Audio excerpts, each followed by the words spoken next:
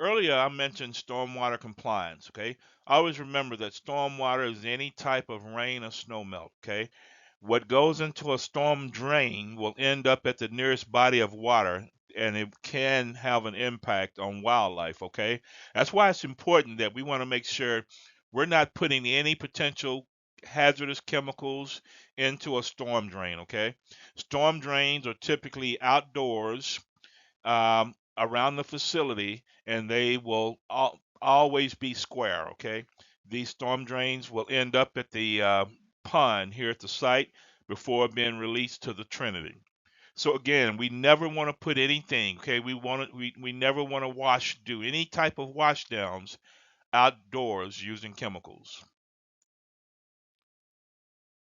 All right, here's some examples of potential stormwater pollutants, okay, in our daily operations. All right, although this is not our location, this is still a good example of how stormwater and contaminants can impact wildlife, okay? Starting out with the oil unloading process, okay? Because of the amount of oil that we use, it typically comes in by rail car, all right? Any spillage during that unload process would be considered a stormwater violation, all right? Also, chemicals. Chemicals comes in on tanker trucks, excuse me. Any spillage here would contaminate stormwater, all right? And then operational practices, all right? We never want to store any type of equipment or supplies outdoors for an extended period of time, okay? Anything that's stored outdoors must be covered at all times when not in use to prevent any rain contact, all right?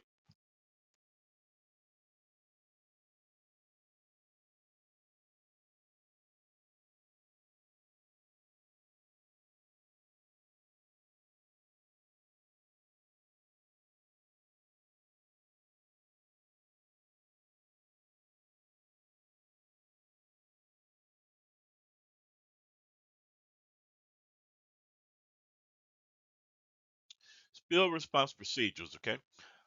Always remember that we have what's called a placard, okay? These placards are designed to give you instructions on how to address a spill in that area. So you'll find these placards next to the spill kit, all right? Always get familiar with the department that you're working in. You want to make sure that you understand where the closest spill kit is to the area that you're working with, all right? In the event that you need it, you'll know, where to go to address that type of spill. All right. So you want to make sure that assessment of the spill. You want to look at it, see what type of material is spilled. Block the drains if you can. Close off the source if possible. If you're able to do that safely. Okay. If we have a fryer, for example, that overflows, do not attempt to contain that spill. If that oil's hot, we want you to stay away from that, okay? Even if it means allowing that spill to go down a drain.